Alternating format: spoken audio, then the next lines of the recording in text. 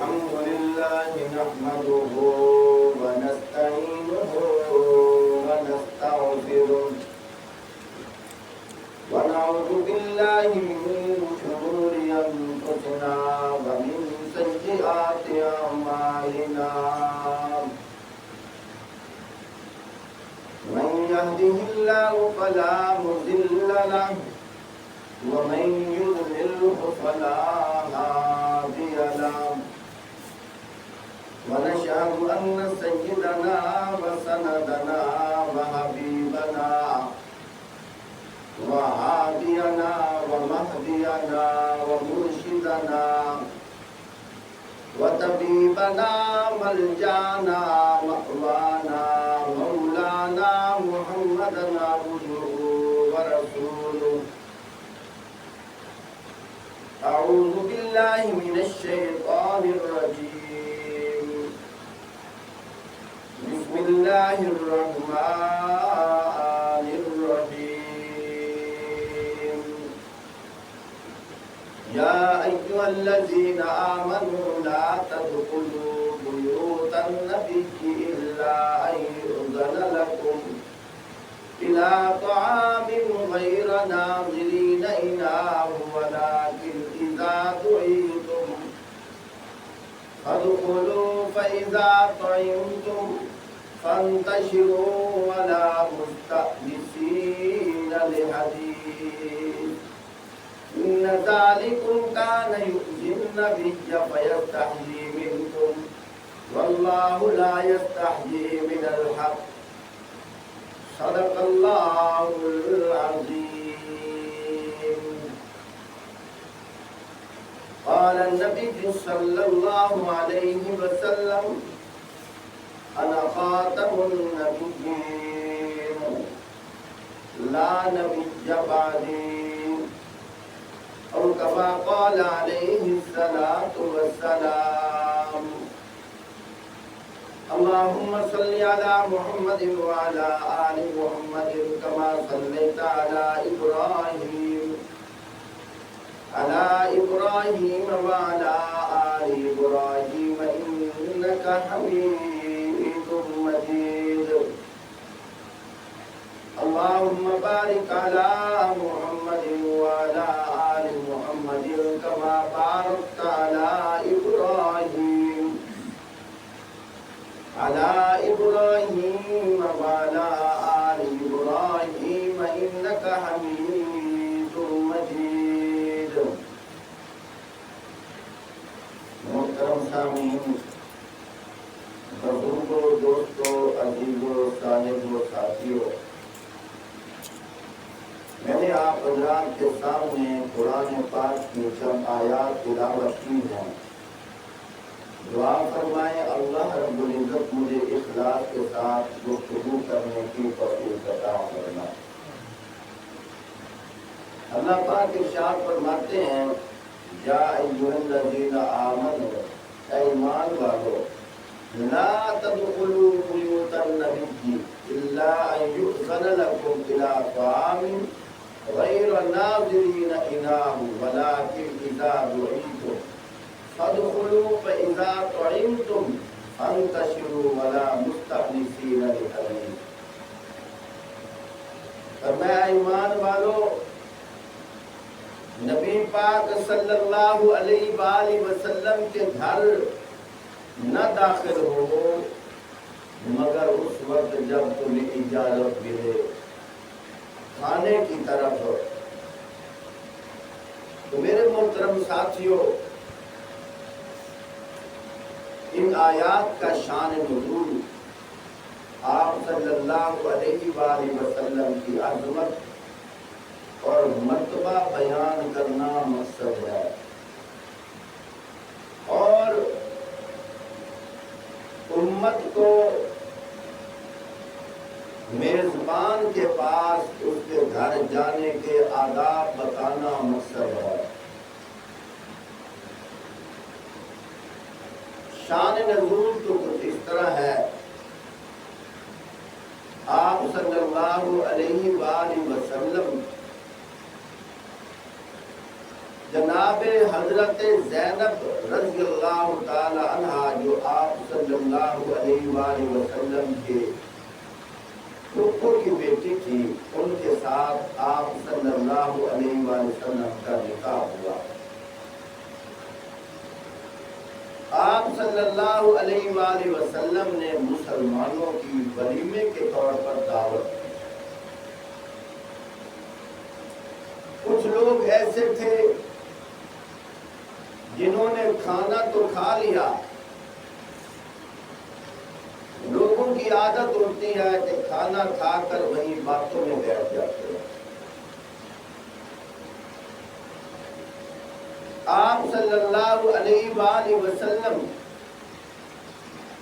چونکہ اخلاق کے پیکر تھے، انک لعلی خلق عظیم، آپ صلی اللہ علیہ وآلہ وسلم کے اخلاق تو بہت عظیم ہے۔ اس وجہ سے آپ صلی اللہ علیہ وآلہ وسلم نے ان سے نہ کہا کہ ان کا دل نہ ٹوٹ جائے، لیکن آپ صلی اللہ علیہ وآلہ وسلم اس جگہ سے اٹھ کر کسی اور جگہ چلے گئے کہ ہو سکتا ہے اس بہانے یہ اٹھ جائے۔ کچھ دیر کے بعد حضرت انس رضی اللہ تعالی عنہ سے فرمایا کہ پتہ کریں کہ وہ جو بیٹھے تھے ابھی بیٹھے، عرض کی یا رسول اللہ صلی اللہ علیہ وسلم ابھی جو بیٹھے ہیں۔ آپ صلی اللہ علیہ وسلم پھر واپس چلے گئے۔ کچھ دیر کے بعد پھر پوچھا اب پتہ کرو بیٹھے ہیں؟ عرض کی یا رسول اللہ صلی اللہ علیہ وسلم اب چلے گئے۔ آپ صلی اللہ علیہ وسلم پھر گھر تشریف لے آئے اور قرآن پاک کی آیات نازل ہوئی۔ فرمایا کائنات کے لوگوں، مجھے محبوب کائنات اتنا محبوب ہے کہ جب تم اس کے گھر بیٹھے تھے، کھانا کھا چکے تھے، تو بعد میں جب تم وہاں بیٹھے رہے، تمہارے بیٹھنے کی وجہ سے جو رکاوٹ بنی، اس رکاوٹ کی وجہ سے میرے نبی کو جو تکلیف ہوئی ہے، میں اللہ کو وہ بھی گوارا نہیں ہے، وہ بھی برداشت نہیں ہے۔ اور ایسا کے لیے اللہ پاک نے قانون بیان کر دیا، فرمایا یا ایھا الذین آمنوا، اے ایمان والو، لا تدخلوا بیوت النبی الا ان یؤذن لکم، فرمایا نبی پاک صلی اللہ علیہ وآلہ وسلم کے گھر میں نہ داخل ہو مگر یہ کہ جب تمہیں اجازت مل جائے کھانے کی۔ یہ امت کو سبق دیا جا رہا ہے کہ آئندہ کے لیے بھی اگر کسی کے گھر جاؤ تو جب تک وہ کھانا تیار نہ ہو ادھر نہ جاؤ۔ کیوں؟ ان کے اٹھنے بیٹھنے میں، آنے جانے میں ان کو تکلیف ہوتی ہے، اور جب کھانا تیار ہو جائے پھر وقت پہ جاؤ، جو وقت بتایا گیا ہے پھر وہیں بیٹھ کر باتیں نہ کرنے لگ جاؤ۔ جس طرح اللہ پاک یہاں بھی فرما رہے ہیں، فرمایا وَلَٰكِنْ إِذَا دُعِيتُمْ، لیکن جب تمہیں دعوت دی جائے، بلایا جائے، فَادْخُلُوا، تم داخل ہو جاؤ، فَإِذَا طَعِمْتُمْ، جب تم کھانا کھا لو، فَانْتَشِرُوا، پھر نکل جاؤ، پھیل جاؤ، وہ جگہ چھوڑ دو، وہاں سے چلے جاؤ۔ کیوں؟ وَلَا مُسْتَأْنِسِينَ لِحَدِيثٍ، باتوں میں ادھر بیٹھے نہ رہو۔ وہاں باتیں کرتے کرتے وہاں بیٹھے نہ رہو۔ ان ذالکم کان یؤذی النبی، کیونکہ اس طرح کرنے سے تمہارے نبی کو تکلیف ہوتی ہے۔ اللہ، اب یہ واقعہ تو آپ صلی اللہ علیہ وآلہ وسلم کا تھا، لیکن امت کو ہمیشہ کے لیے ایک قانون بتایا جا رہا ہے، اصول بتایا جا رہا ہے۔ اگر تمہیں کوئی دعوت پہ بلائے تو اس کے پاس اس وقت تک نہ جاؤ جب تک وہ کھانا تیار نہ ہو جائے، اور جب کھانا تیار ہو جائے تم وہاں جاؤ اور کھانا کھا کر وہاں بیٹھے نہ رہو۔ کیوں؟ یہ تو آپ صلی اللہ علیہ وآلہ وسلم کے اخلاق کریمہ ہیں کہ آپ صلی اللہ علیہ وسلم اس نیت سے ان کو نہ کچھ کہا کہ ان کے دل نہ ٹوٹ جائیں، لیکن کچھ ایسے بھی لوگ ہوتے ہیں بے تکلف، اگر وہ کہیں کچھ اور بھاڑے میں نکل دیں گے، کچھ اور تھار میں نہیں کرو، تو پھر آدمی کہتا ہے اچھا یار ہونا سا کوئی نہ یا ہونا۔ تو مقصد یہ ہے کہ وہ موقع بھی نہ آنے دو، وہ موقع بھی نہ آنے دو تو ان کو بولنا پڑے۔ اللہ پاک اصول بتا رہے ہیں، ضابطہ حیات بتا رہے ہیں، حتیٰ کہ یہاں تک بتایا کہ اگر میزبان نے تجھے دعوت دی ہے کسی اور کو ساتھ نہ لے جا۔ ہاں اگر وہ خود کہے کہ اپنے گھر دے ہم لے آیا ہے، نہ دو چار ساتھی ہو رومٹ لے آیا ہے، اگر وہ خود اجازت نہ دے تو اپنے ساتھ کسی کو لے کے نہیں جانا۔ کیوں؟ ہو سکتا ہے اس نے اپنے حساب سے انتظام کیا ہو۔ اگر تو ایک دو ساتھیوں کو اور لے جائے گا، اسی طرح کوئی اور لے جائے گا، کوئی اور لے جائے گا، اس نے 40 آدمیوں کا انتظام کیا، اگر یہ 40 آدمی دو دو کو ساتھ لے جائیں تو تقریباً 150 کے قریب پہنچ جائیں گے، یہ تو پریشان ہو جائے گا۔ حتیٰ کہ یہاں تک فرمایا جب تم کھانا کھانے بیٹھو میزبان کے گھر اور میزبان کا کوئی جانور وغیرہ، جیسے گھر کے اندر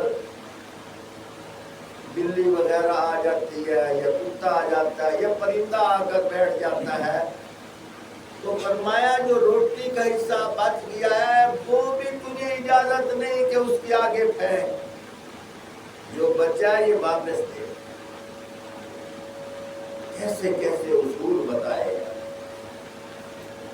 یہاں تک فرمایا اللہ اکبر، فرمایا کہ جب تو کسی میزبان کے گھر جائے، میزبان کو بھی چاہیے کہ مہمان کا اکرام کرتے ہوئے ایک برتن میں سالن ڈالے اور ساتھ ایک آدھ پلیٹ اور ایک چمچ ساتھ رکھے، جتنی اس کو ضرورت ہوگی اتنا سالن ڈالے، اور مہمان کو بھی چاہیے کہ اس نے میری عزت کی ہے، میرا اکرام کیا ہے، جتنی ضرورت ہے سالن ڈالنے کی میں اتنا ڈالوں، اور جو میں نے کھانا ہے، کیوں؟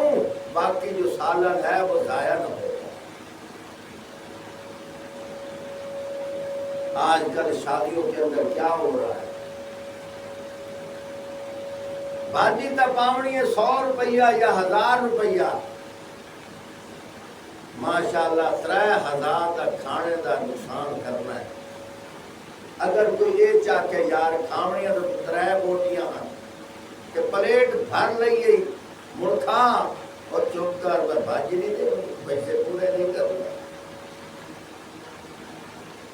میرے بھائیوں، ایک تو یہ فضول خرچی ہے، دوسرا یہ ہے کہ تم نے اپنے بھائی کا مالی نقصان کر دیا۔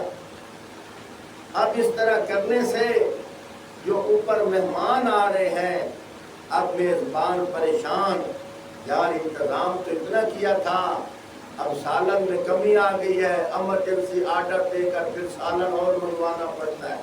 اگر تو ضرورت کے مطابق کھاتا اس کا نقصان بھی نہ ہوتا اور ایمرجنسی اور سالن بھی نہ منگوانا پڑتا۔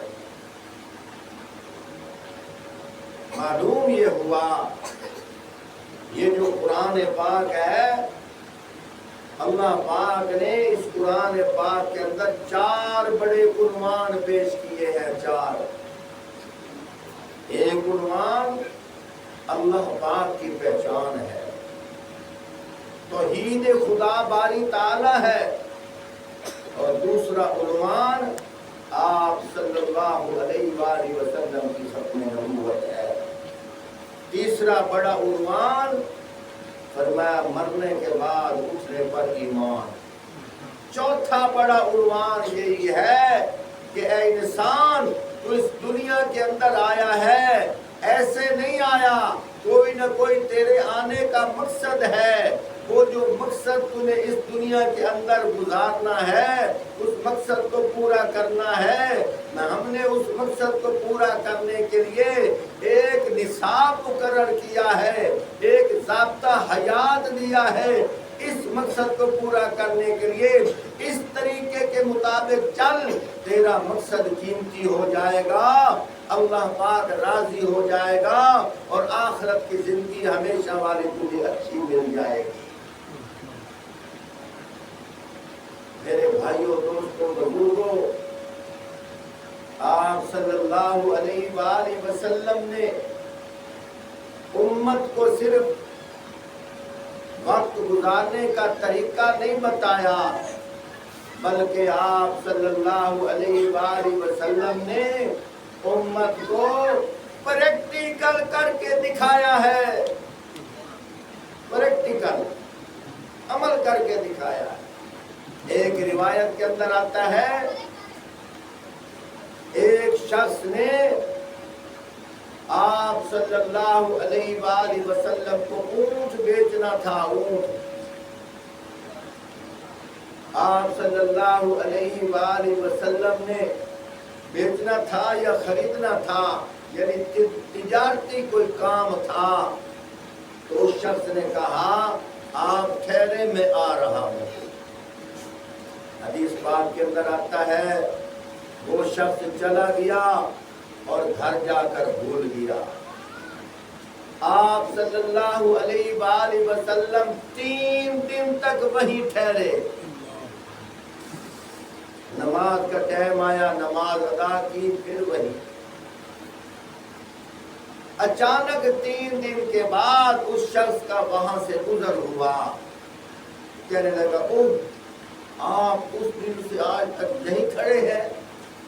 آپ صلی اللہ علیہ وآلہ وسلم نے فرمایا اگر تو مرتے دم تک نہ آتا میں یہیں کھڑا ہوتا۔ کیوں؟ اس لیے جب تو نے کہا آپ یہاں ٹھہرے، میں نے کہا ٹھیک ہے، تو آ جاتا، میں نہ ہوتا، میری ذات پہ حرف آ جاتا۔ لوگ کیا کہتے کہ آخر زمان پیغمبر نعوذ باللہ وعدہ خلافی کر رہے ہیں، میں اس وجہ سے کھڑا رہا، مجھے تکلیف تو بہت ہوئی ہے لیکن میں نے وعدے کو توڑا نہیں، وعدہ خلافی نہیں کی۔ میرے بھائیوں، زیادہ تر لوگ دعوت و تبلیغ سے مسلمان نہیں ہوئے، زیادہ تر لوگ مسلمانوں کے اخلاق دیکھ کر مسلمان ہوئے۔ اب جو مسلمانوں کے اندر اسلام مٹتا جا رہا ہے اور غیر مسلم ہمارے معاملات کو دیکھ کر شرما رہے ہیں، وجہ یہی ہے ہم نام کے مسلمان ہیں لیکن ہمارے اندر قرآن و حدیث والی بات ختم ہو گئی ہے۔ اگر ہم کسی کے ساتھ وعدہ کر لیں پھر کیا ہوتا ہے؟ ہم وعدے پہ پورا نہیں ہوتے۔ اگر دوسرا آدمی کہے کہ تو نے میرے ساتھ وعدہ کیا تھا وہ کہتا ہے یار یہ کوئی حدیث ہو گئی ہے۔ مسلمان جو ہے اس کی پہچان یہی ہے کہ اپنی زبان پہ پکا رہتا ہے۔ آیت المنافق ثلاث، فرمایا منافق کی 3 نشانیاں ہیں۔ اذا حدث كذب واذا اؤتمن خان واذا وعد اخلف۔ اذا حدث كذب، جب بات کرتا ہے تو جھوٹ بولتا ہے۔ واذا وعد اخلف، جب وعدہ کرتا ہے وعدہ خلافی کرتا ہے۔ واذا اؤتمن خان، جب کی امانت رکھی جائے اس پہ خیانت کرتا ہے۔ معلوم یہ ہوا اگر ہمارے اندر ایمان ہے تو ہم اگر کسی سے بات کریں تو جھوٹ نہ بولیں۔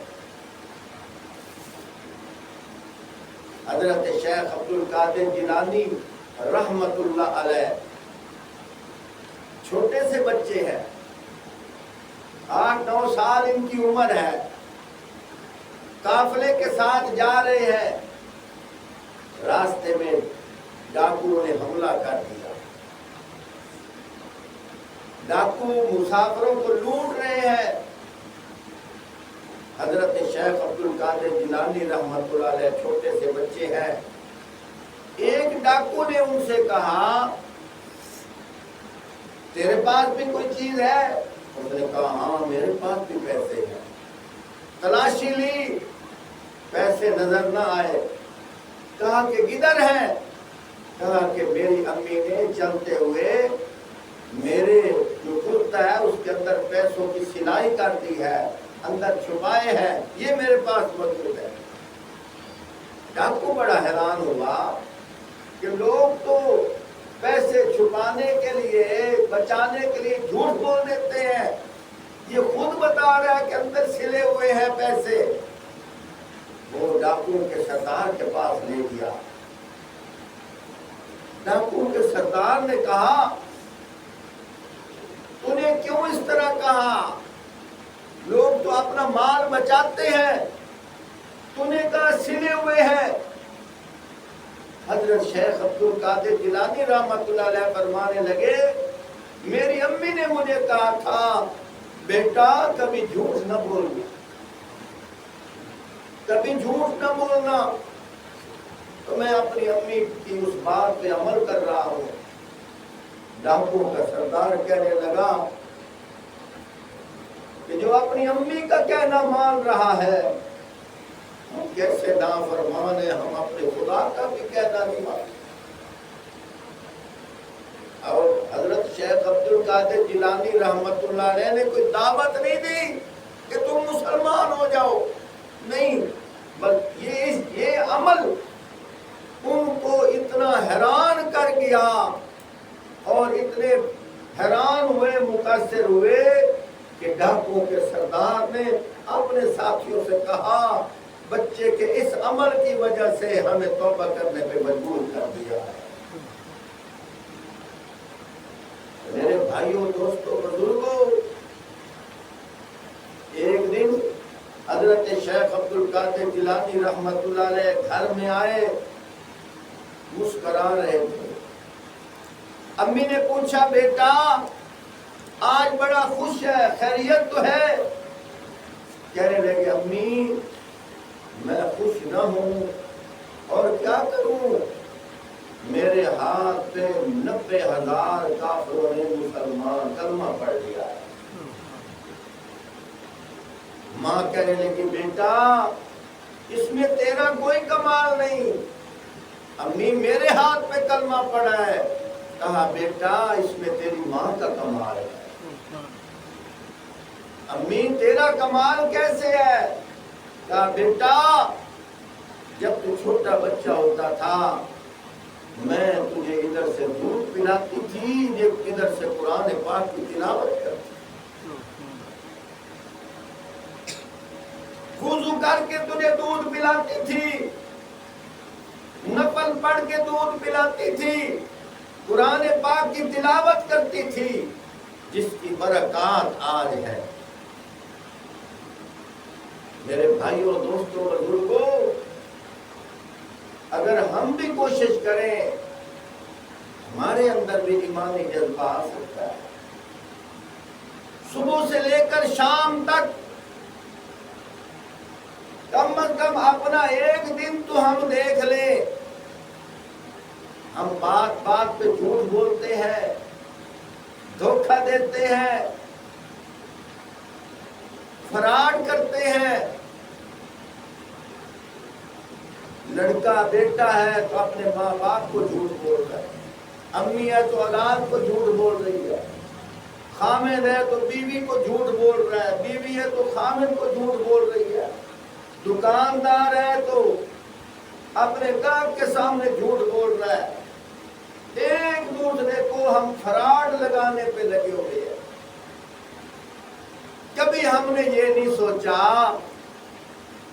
کہ دوسرے مسلمان کی ہم فکر کر رہے ہیں۔ ایک کافر تھا، کافر، وہ مسلمان ہوا۔ اس سے کسی نے پوچھا تو مسلمان کیسے ہوا ہے؟ کہنے لگا مجھے کسی نے تبلیغ نہیں کی، مجھے کسی نے دعوت نہیں دی، مجھے کسی نے بیان نہیں کیا، میں تو ایک بات کو دیکھ کر مسلمان ہوا ہوں۔ میں ایک ہندو تھا، میرے سامنے ایک مسلمان کی دکان تھی، ایک آدمی اس کے پاس کوئی سامان خریدنے کے لیے گیا۔ اس آدمی نے کہا یہ سامان سامنے والی دکان سے لے لے۔ اس نے کہا تیرے پاس نہیں ہے؟ کہنے لگا میرے پاس ہے۔ کہا تو کیوں نہیں دیتا؟ کہنے لگا آج میں نے اتنی خرید و فروخت کر لی ہے جس کے منافع سے میرے آج گھر کا راشن، آج سرکٹ گھر کا چل جائے گا۔ میرے سامنے والا جو دکان والا ہے صبح سے لے کر اب تک اس کے پاس کوئی گاہک نہیں آیا، میں چاہتا ہوں تو اس سے خرید تاکہ اس کو منافع حاصل ہو جائے۔ یہی عمل دیکھ کر وہ ہندو مسلمان ہو گیا۔ آج تک ماشاءاللہ بوتل والی دکان ہوئے ان کے سامنے نلکا لگو ہوئے ہتھی بھی لا نہیں دیں۔ کیوں؟ وہ یار ہتھی لگی ہوئی تو لوگ کا پانی پیونا ہے، میرے کو بوتل کا نہیں۔ مقصد یہ ہے آج حالات ایسے آ گئے، اور میں کوئی تنزن تنقیدن بات نہیں کر رہا، اصلاح کی نیت سے گفتگو کر رہا ہوں۔ اللہ کرے ہمارے اندر نبی پاک صلی اللہ علیہ وآلہ وسلم کے اخلاق آ جائے، آپ صلی اللہ علیہ وسلم کی محبت آ جائے۔ غالباً حضرت مولانا حسین احمد مدنی رحمۃ اللہ علیہ بہت بڑے اللہ والے تھے، ریل گاڑی میں سفر کر رہے تھے، ایک انگریز بھی سفر کر رہا ہے، کافر تھا۔ اس کو قضائے حاجت کی ضرورت پڑی، پیشاب کرنے کی حاجت ہوئی، بار بار ریل گاڑی کی لیٹرین میں جاتا اور واپس آ جاتا۔ حضرت وہاں بیٹھے وہ سمجھ گئے، انہوں نے جا کر دیکھا تو لیٹرین بہت گندی تھی، اندر پاؤں رکھنے کا بھی دل نہیں کرتا تھا۔ حضرت نے جا کر اپنے ہاتھوں سے پوری لیٹرین کو دھو دیا۔ انگریز کے پاس آئے، کہنے لگے بابو اب جاؤ، اب تمہیں کوئی پریشانی نہیں ہوگی۔ پیشاب کر کے واپس آیا، کہنے لگا تیرا نام کیا ہے؟ انہوں نے بتایا میرا نام یہ ہے۔ کہنے لگا مجھے جلدی جلدی کلمہ پڑھا دو، تیرا اخلاق اتنا اچھا ہے، تیرے نبی کا اخلاق کتنا اچھا ہے۔ تیرے نبی کا اخلاق کتنا اچھا ہو. میرے بھائیوں، دوستوں، بزرگوں، کاش کہ ہم بھی ایک دوسرے کی فکر کرنے والے ہو جائیں. اللہ پاک ہماری زندگی میں نبی پاک صلی اللہ علیہ وسلم والے اخلاق، ان پر عمل کرنے کی اللہ پاک ہمیں توفیق دے. وآخر دعوانا الحمدللہ.